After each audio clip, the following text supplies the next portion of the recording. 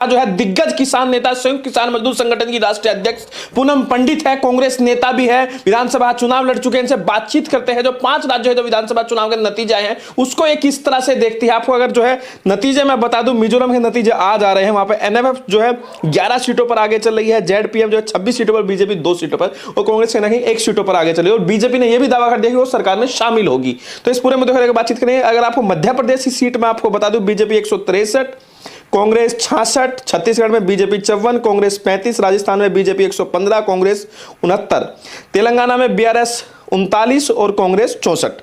तो मैम ये जो नतीजे आए हैं एक्सेप्ट करते हैं, सर माथे पर रखते हैं और मोदी जी को धन्यवाद देंगे? बिल्कुल भी नहीं करते। क्यों एक्सेप्ट नहीं करते? नहीं, जनादेश का अपमान करेंगे? जनादेश का अपमान नहीं, जन आदेश का सम्मान करते हैं और करते रहेंगे। जनता का धन्यवाद करते हैं कि पूरे सरकार, पूरे मंत्रिमंडल, पूरे प्रधानमंत्री तक को हिला करके रख दिया, कांग्रेस को भारी मात्रा में वोट दिया।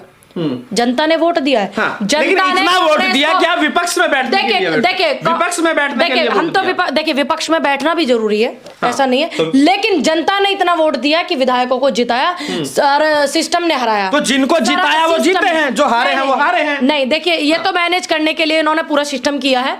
बाकी हम लोग हर जगह जीते हैं, जनता ने हर जगह वोट दिया। मैं बता दे रहा हूँ आप कहाँ जीते। मध्य प्रदेश में आप लोग जो है 66 सीटें जीते हैं, छत्तीसगढ़ में 35 जीते हैं, राजस्थान में 69 जीते हैं, तेलंगाना में 64 जीते हैं। ये आंकड़े मुझे मत बताओ प्रधानमंत्री जी के, ये आंकड़े हमें मत बताओ। हम जमीन के आंकड़ों पर विश्वास करने वाले लोग हैं। मध्य प्रदेश, अरे आप अजीब हो, हार के हार नहीं नहीं, बिल्कुल नहीं मानेंगे हार, क्योंकि जनता ने वोट दिया, हमें वोट दिया। आप जनता अपमान कर रहे हैं? नहीं, आपको हरा दिया। 28 वोटों से हराए गए विधायक, 56 वोटों से हराए गए विधायक, 270 वोटों से हराए गए विधायक, वो विधायक हैं जो ईवीएम में जीत रहे थे और बाद में बैलेट पेपर पे हार तो 1 वोट से भी होती है। अगर 1 वोट से हमने कब कहा नहीं होती? 5 वोटों से विधायक को हराया, आप तो कैसी बात कर रहे हैं? लेकिन ये सिस्टम ने हराया, जनता ने नहीं हराया। जनता ने तो उनको जिता दिया था। तो सिस्टम ने कैसे हराया? सिस्टम ने हराया। काउंटिंग में काउंटिंग करवा दो, अब ये जीत गए। अरे जब ऐसा होता तो बैलेट पेपर की काउंटिंग पहले क्यों नहीं करते आप? क्यों नहीं करते? और क्यों तुम्हारे जो चुनाव आयोग के अधिकारी थे कुछ लोग, आपने देखा उन्होंने डिब्बे कैसे खोल दिए? तो आपको ना तो चुनाव आयोग समझ में आ रहा है आपके? नहीं, हमें ये जो है ना, अब क्या ना ईवीएम समझ में आ रहा है। ईवीएम तो हमें पहले से ही नहीं आता। बेशक कर्नाटक में भी सरकार बनी थी, तब भी मैंने ईवीएम के खिलाफ बोला था। सरकार बनने के बाद भी जब आपने ये बोला कि आप तो आज भी ईवीएम के खिलाफ है, आपकी तो सरकार बन गई, मैं तो ईवीएम के खिलाफ शुरू से ही हूँ, हमेशा हूँ, रहूंगी। तो ये बताइए, जो नतीजे आए हैं कल 4 राज्यों के नतीजे आए, बीजेपी 3 जगह प्रचंड बहुमत, आज जो है मिजोरम का आ रहा है। देखिए चुनाव आयोग का और लोकतंत्र का जो ये जनाजा सिस्टम ने निकाला है, दबाव में आकर के, प्रभावित होकर के, इससे बुरी बात कुछ नहीं हो सकती। आप कह रहे हैं कि लूटा गया है मध्य प्रदेश? बिल्कुल लूटा है, बिल्कुल मध्य प्रदेश लूटा गया, राजस्थान लूटा गया और सबसे बुरी तरीके से लूटा गया छत्तीसगढ़ को। सबको पता है छत्तीसगढ़ में सरकार अंडर करंट था, वो आप पहचान नहीं पाए। नहीं, जो पूरा एग्जिट पोल दिखाया जा रहा था टीवी पे, सिस्टम तो अनुमान होता है, वो ये थोड़ी ना है कि कोई। ठीक है, मान लिया मैंने। दिखा भी तो आपके ही लोग रहे हैं। हाँ, आपके तो लोग अनुमान है ना, इसको ये भी बोला जाता है कि भाई असली नतीजे हमारे साहेब जो है हिंदुस्तान छोड़ करके विदेश चले गए डर की वजह से। देश का काम भी तो है, कहीं मीटिंग हो रही है, जाना पड़ेगा। क्या बात है, जब हमारे जो प्रधान साहेब हैं वो चले गए विदेश, क्यों?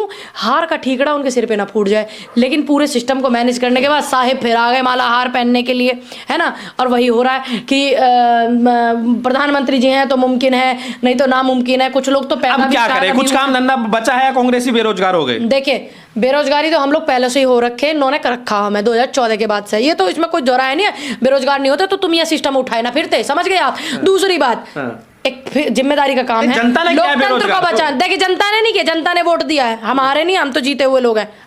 लोकतंत्र पे क्यों सवाल उठा रहे हो भाई? लोकतंत्र है तभी आप बोल रहे हैं, तभी आप चुनाव लड़ने के लिए जाते हैं, तभी आप प्रचार करने के लिए जाते हैं। तब तो आप लोग भी लगातार, आप लोगों की दौड़ लगी हुई थी मध्य प्रदेश।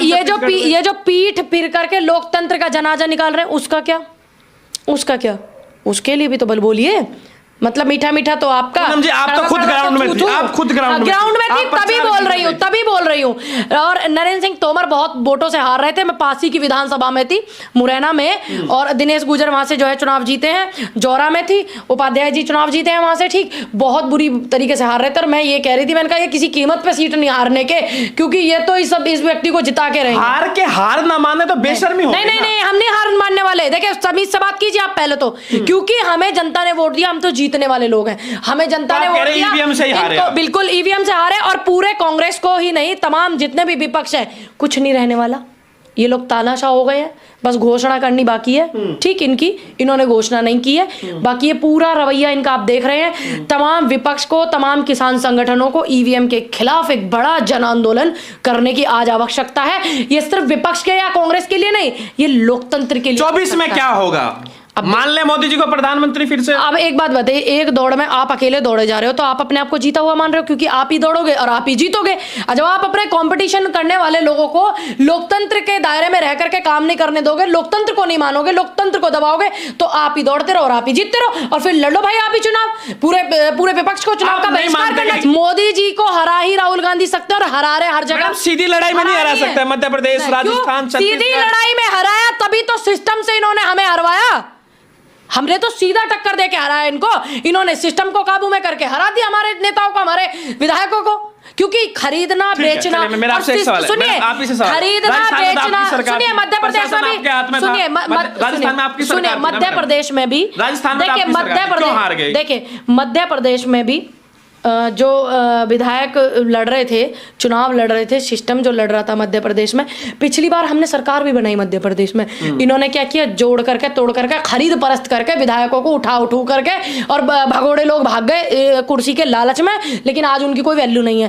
तब इन्होंने सरकार गिराई, क्योंकि ये बहुत अच्छे से जानते हैं सरकार को खरीदा बेचा कैसे जाता है, विधायकों को खरीदा बेचा कैसे जाता है और कैसे सिस्टम को दबाव दे करके जीता जाता है। जान गए लोग, क्योंकि ये तो संघीय है ना, इनका काम है। देखिए इनका तो काम है, हम लोगों ने ये वाली, मैडम राजस्थान में आपकी सरकार की, प्रशासन आपके हाथ में था ना, फिर आप क्यों ये बोल रहे हैं? क्योंकि हमारे लोग जो है, हमारे कांग्रेसी जो लोग हैं, वो ना तो प्रशासन पे बेवजह दबाव बनाते, ना वो दबाव में काम कराते। ये तो काम दबाव में कराते हैं, फिर उनको भी डर हो जाता है अपनी नौकरी वोकरियों का।